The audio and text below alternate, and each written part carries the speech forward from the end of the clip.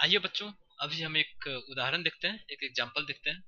Example ये है कि एक वृत्त का चाप दिया हुआ है और इस चाप के मदद से हम को पूरा वृत्त बनाना है। कैसे बनाएंगे? ठीक है, एक चाप दिया हुआ है, मान लीजिए ये एक वृत्त का चाप हो गया। आइए इसे भी बड़ा बना लेते हैं। यह एक वृत्त का चाप दिया हुआ है।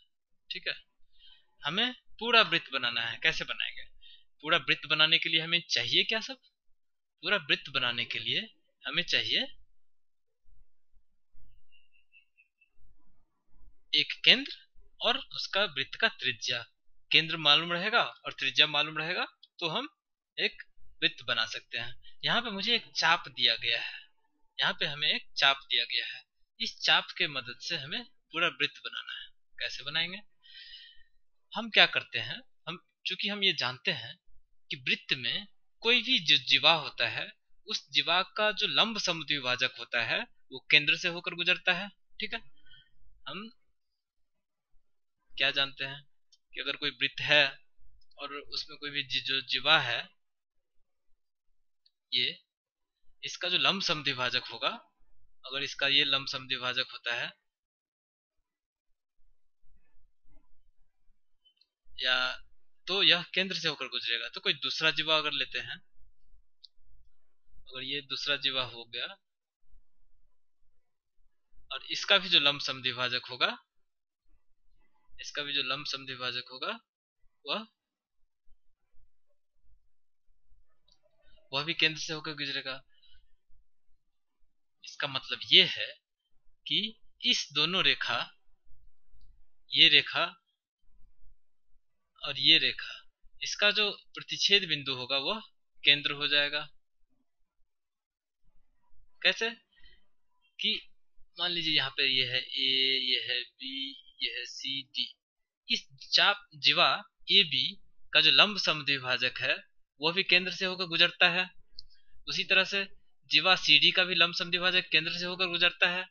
तो दोनों रेखा, अगर इसको रेखा एल बोला जाए, इसको रेखा एम बोला जाए, तो रेखा एल और रेखा एम दोनों ही एक बिंदु जो है केंद्र, उससे होकर गुजरती है। तो कोई एक बिंदु दो रेखा में कॉमन है, वह बिंदु कौन सा होगा? कोई एक रेखा ये है, दूसरा रेखा ये है, उसका कॉमन बिंदु कौन होगा? जहां पे वो प्रतिच्छेद करती है, जहां पे प्रतिच्छेद करती है वही उसका ना कॉमन बिंदु होगा। तो उसी तरह से रेखा एल भी केंद्र से होकर गुजर रही है, रेखा एम भी केंद्र से होकर गुजर रही है। तो इसका मतलब यह है कि जो केंद्र है वह दोनों का कॉमन बिंदु होगा, और दोनों का कॉमन बिंदु क्या होगा? उसका प्रतिच्छेद बिंदु होगा। इसलिए यह जो जीवा ए बी का जो लंब समद्विभाजक है वो, और जीवा सी डी का जो लंब समद्विभाजक है वो, जहां पे प्रतिच्छेद करती है वह केंद्र होता है वृत्त का। तो उसी तरह से इसी कॉन्सेप्ट का यूज करके, प्रयोग करके, हमें जब एक चाप दिया हुआ रहेगा तो उसमें भी हम क्या करेंगे? दो जीवा बना लेंगे, दो जीवा खींच लेंगे। ये जैसे कि एक यहाँ पे खींच लिया एक जीवा, और एक जीवा और खींच लिया यहाँ पे। और इन दोनों जीवाओं का, मान लीजिए ये जीवा है पी क्यू आर एस, इन दोनों जीवाओं के लंब समद्विभाजक खींच लेंगे, इन दोनों जीवाओं के लंब समद्विभाजक खींच लेंगे। मान लीजिए इसका लंब समद्विभाजक हो गया ये, और इसका लंब समद्विभाजक हो गया ये। ठीक है, तो जहां पे कट करेगा, दोनों प्रतिच्छेद जहां पे करेगा, वह जो बिंदु होगा वो बिंदु क्या होगा?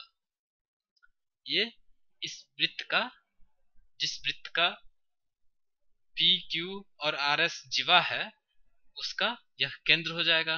अब क्या करेंगे? इसको केंद्र मानकर, और जो चाप है, चाप क्या है? चाप तो वृत्त का ही एक भाग है ना, वृत्त का ही एक छोटा सा भाग है।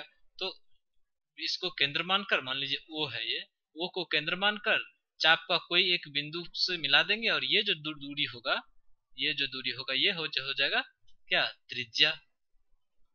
और हमें यहाँ पे केंद्र मिल गया, त्रिज्या मिल गया। तो इसके मदद से हम वृत्त को पूरा कर सकते हैं। वृत्त को यहाँ पे यहाँ से पूरा कर सकते हैं।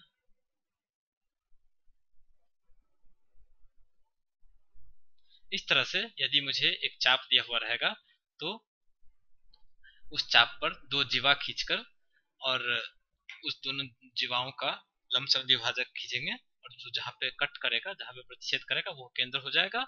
और उस बिंदु केंद्र को जीवा चाप के किसी भी बिंदु से मिला देते हैं और वो जो दूरी होती है वो त्रिज्या होता है। तो इस तरह से केंद्र और त्रिज्या मिल जाता है और हम वृत्त खींच लेते हैं।